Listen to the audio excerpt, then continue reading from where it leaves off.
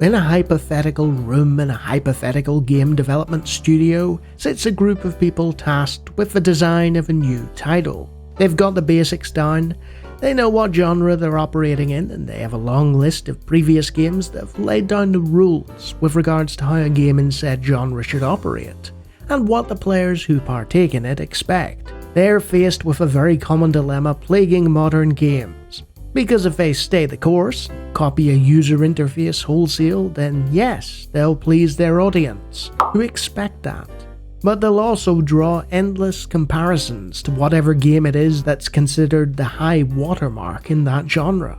If they go the opposite direction and choose to attempt deviation from the norm or mean, they risk alienating their base, damaging their potential sales and losing out on further business. Most games choose the path of least resistance, ignoring any attempts at innovation and essentially selling a reskinned version of something the player has already experienced.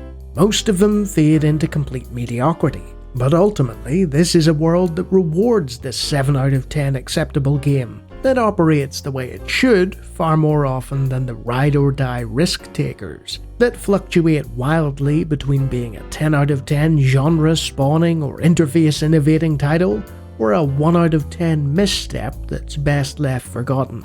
If Looking Glass Studios had made a Doom clone with the Wing Commander license, they could have made money hand over fist, but instead they were bold and created System Shock with its strange controls and multifunction display that required the user to take time to familiarize themselves with its operations.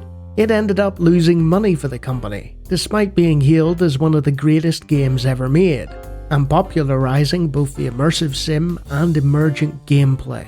And that sends a message to developers. Not that if they mess with interfaces that they will live on forever. No, it's that even if they make the best possible game they can, an absolute one-of-a-kind masterpiece statement, if the user base doesn't take to your interface design, then you're in big trouble. And while many games claim to be the spiritual successor to System Shock, none of them are sporting those same design decisions. And even the remake has different controls. However, if you take the time to read the manual properly and immerse yourself in the horrifying cyberpunk dystopia, complete with strange keyboard mappings, there won't be anything quite like it.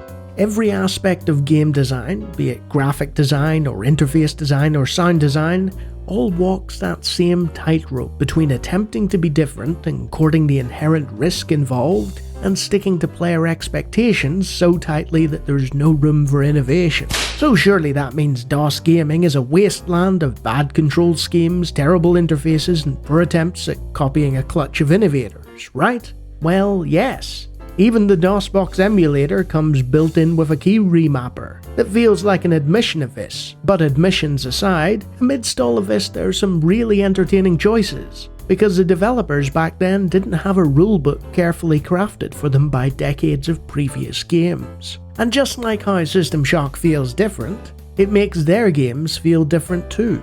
The bigger a game's budget, the more risk-adverse the design decisions become. And as the predominant audience for gaming has changed, so have those designs. There's an emphasis on interface being clean and flat and getting out of the way. A sleek and streamlined system that offers the shortest break between the player and the action they crave, coupled with controls that make sense. This all sounds like a good idea on a PC, bringing it in line with its predominantly controller-driven console brethren. But familiarity can often breed contempt, or in the player's case, boredom. If every game plays the same, they'll feel like a reskin of whatever it was you were playing before, and eventually you'll suffer burnout, and sometimes not even know why you're not enjoying yourself, despite the game providing you all the things you used to enjoy.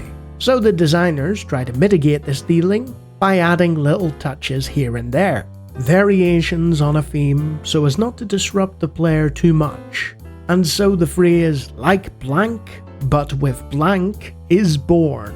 Mad Max, like Just Cause, but with cars. Just Cause 3, like Just Cause 2, but with a wingsuit. Just Cause 4, like Just Cause 3, but bad.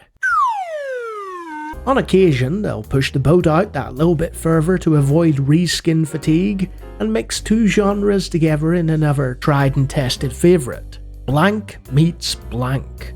Age of Empires was Civilization meets Dune 2. So this kind of comparative shorthand journalism and marketing has been used in the gaming press for decades now.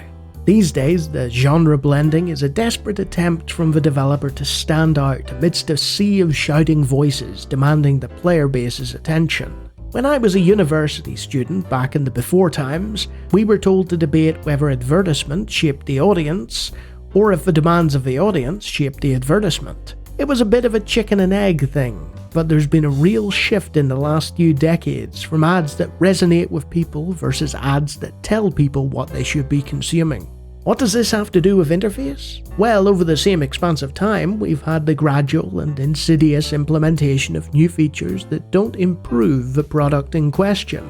Interfaces that have changed to benefit console releases at the expense of PC users. Just have a look at the popularity of Sky UI if you don't believe me. Additional pop-ups and notifications, and sometimes just straight up blatant advertisements shoved in the very menu systems of the games we're trying to play. But even when it comes to well-meaning changes that aren't improvements to the title in question, the idea can proliferate through the mass zombified blob that is the 7 out of 10 games market. Well, AAA Title X had this feature, so we'd look pretty stupid if we didn't include it too. I'm not going to sit here and list off all these features because I trust my audience to have a brain and understand what I'm talking about here. And that's why going back to DOS gaming is such a stark contrast. Suddenly all these things are stripped away that many gamers won't even realise at the time were causing a problem, and it's like a great weight has been lifted off their shoulders when they do. Oh right, that's how it was meant to be played.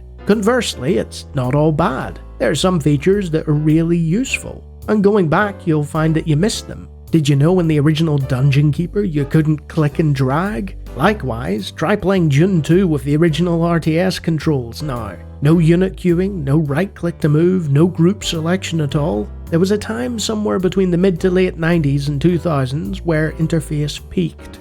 It took all the best parts of the older designs that were so good and married them with the convenience of newer technology. Now for every bit of convenience, it's belaboured with a newer design choice that is a clear misstep or deliberate attempt at pushing something by the developer while intentionally hobbling their product.